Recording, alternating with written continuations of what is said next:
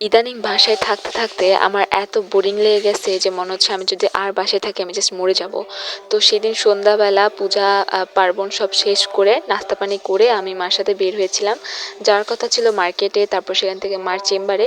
মার্কেটে কারণ হচ্ছে আমার কিছু পেন্সিল রাবার এগুলো লাগতো, যেহেতু এসএসসি খুব সন্নিকটে, আর আমার দিদুরও কিছু জিনিস লাগতো। সেজন্য আমি আর মা গিয়েছিলাম মার্কেটে।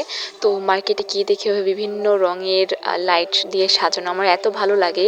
মানে এই রমজানের যে শপিংয়ের মোমেন্টটা সেটা আমার বেশি ভালো লাগে ঈদের থেকেও। ঈদের বলতে গেলে কিছুই হয় না, বাট এই রমজানে যে সব কিছু সাজানো গোছানো থাকে, রাস্তায় একদম মানুষে ভরপুর, জিনিসগুলো দেখতে অনেক বেশি ভালো লাগে। আমি যেহেতু অনেক দিন পর বাসা থেকে বের হয়েছি, আমার আরও বেশি ভালো লাগতেছে। যাই হোক, তারপর সেখান থেকে মার চেম্বারে চলে গিয়েছিলাম। মার চেম্বারের নিচে একটা দোকান আছে, সেখান থেকে আমি অলওয়েজ ফুচকা খাই, কারণ সেখানকার ফুচকা আমার অনেক বেশি ভালো লাগে।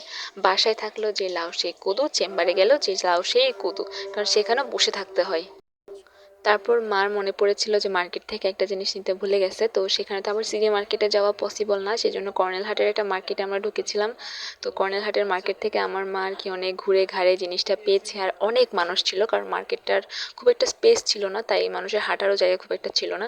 আর এই মার্কেটটা পুরো বিয়ে বাড়ির মতো করে সাজানো হয়েছিল, আপনারা দেখতেই পারতেছেন যে কত লাইটিং আর কত মানুষ দিয়ে সাজানো। আমার এরকম ভালোই লাগে দেখতে যে এরকম লাইটিং দিয়ে পুরো শহরটা সাজানো থাকে। সো যাই হোক, তারপর হচ্ছে আমরা বাসে চলে আসছিলাম, আমি একটা কোকো কিনেছিলাম এরপরে। তো এই তো আমরা তারপরে টেম্পোতে উঠে গেছি, টেম্পো করে বাসে চলে আসছি। মোটামুটি আমাদের 10টা সাড়ে 10টা বাজছে বাসায় আস্তে আস্তে। আর আমাদের যে এলাকাটা সেটা এইভাবে সাজানো হয়েছে। সেদিনের মতো আমার ঘোরাঘুরি এতটুকুই ছিল। আর ওই দিন যে বের হয়েছি এখনো পর্যন্ত আমি আর বের হইতে পারিনি।